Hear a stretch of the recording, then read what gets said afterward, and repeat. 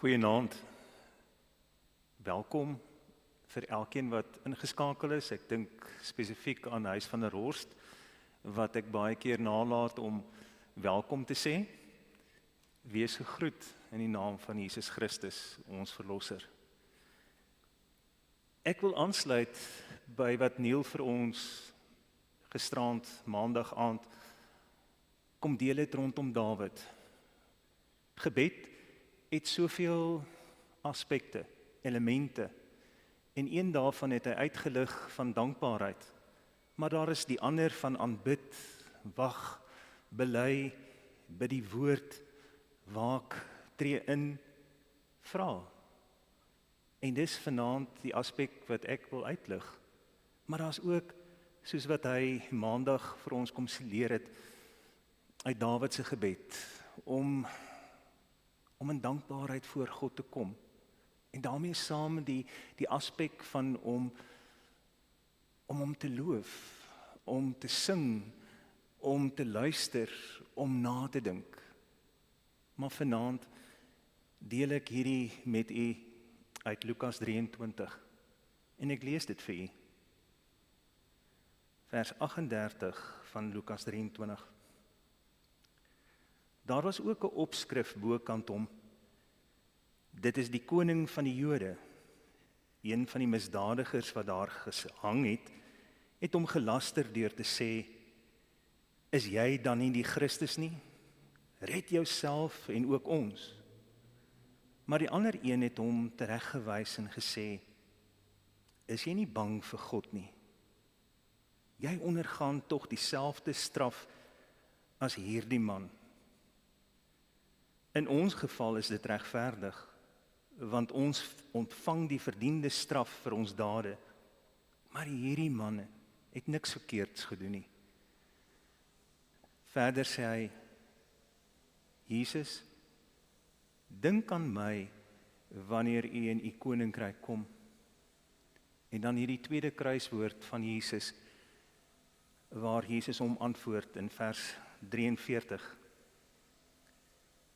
Ek verseker jou, vandag sal jy saam met my in die paradys wees. Hierdie woorde van die misdadiger, 'n bose man, wat saam met Jesus aan 'n kruis hang,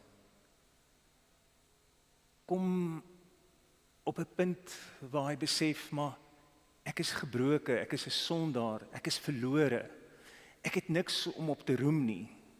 Hierdie man wat saam met my gekruisig is die uitverkore volk, uitverkore seun van God. Hy's onskuldig. Ons verdien die dood.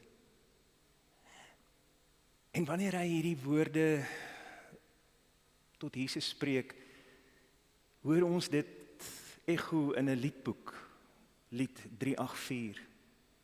Jesus, dink aan my wanneer u hier in u ryk kom.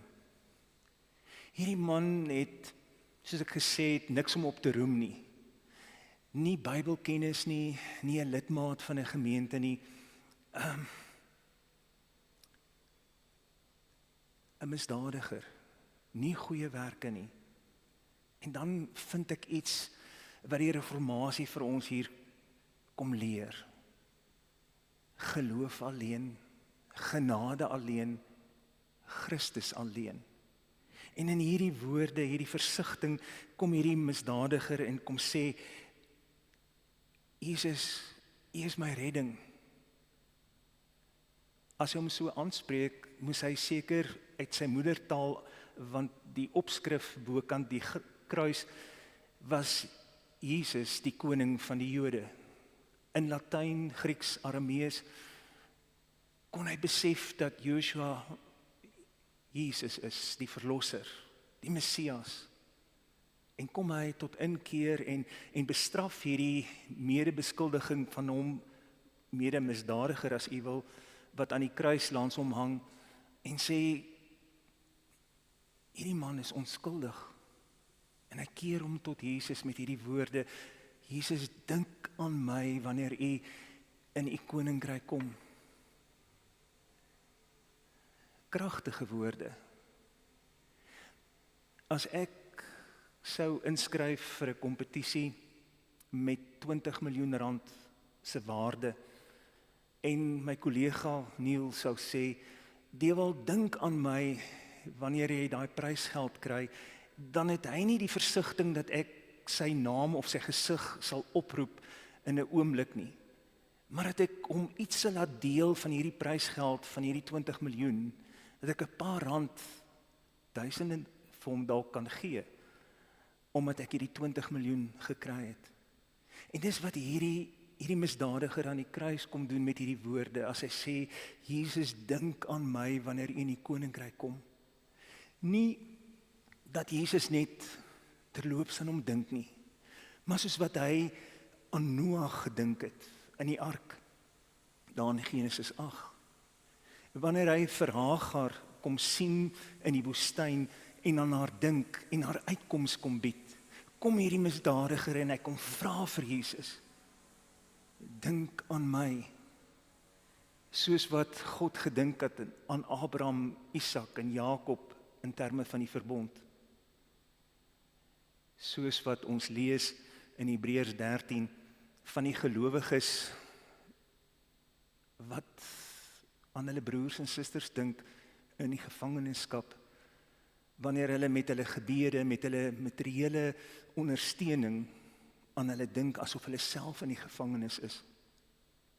En so kom hy en hy bring hierdie gebed, hierdie versoek in hierdie wierookbak voor God, om God te kom herinner, om hom as hulpelose sondaar te kom red.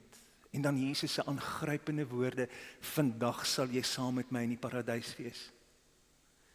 En hierdie uitleg van hierdie teks kan ons nogal verskillend interpreteer. Ons kan 'n komma insit na vandag, maar dis nie wat in die teks kom staan nie. Jesus kom en hy sê, wanneer ek in die paradys is, wanneer ek daar is in die hemelse woning, sal jy saam met my wees. Dis hoe God reageer as ons vra. Daarom bied ek ook nou vir jou geleentheid om daar waar jy is, waar jy ingeskakel is, net stil te word en voor God rustig te raak. En ook te vra. Te vra soos Abraham, toe hy vir God kom herinner het aan Sodom, vir die redding van Lot, sy neef. En so kan ek aangaan verskillende gelowiges, wat God kom vra, kom herinner aan sy beloftes, van trou, van beskerming, van leiding, van insig, van wysheid. Gebruik hierdie geleentheid, daar waar jy is, om tot God te kom en te vra, want jy sal geantwoord word. Gee geleentheid vir gebed, vir stil word.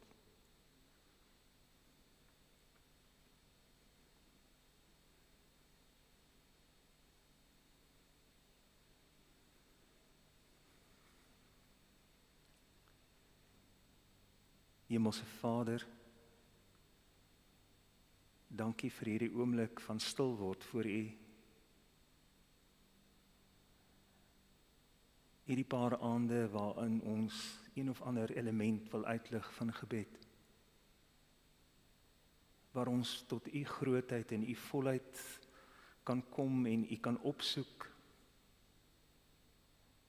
Ja, en kan staan op U woord en beloftes kan afbid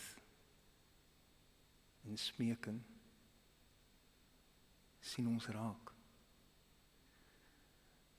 Sien hierdie gemeente raak. Sien hierdie gemeenskap waarin U vir ons geroep het om U beelddraers te wees raak. Die wêreld waarin ons leef en beweeg, maar ook weier as net Suid-Afrika. Ons vra, Here, soos hierdie man aan die kruis. Dink aan my, dink aan ons, dink aan Suid-Afrika, dink aan alwel Noord, dink aan die wêreld, en wie ons ook al daar wil invoeg, wanneer U in U ryk kom. Amen.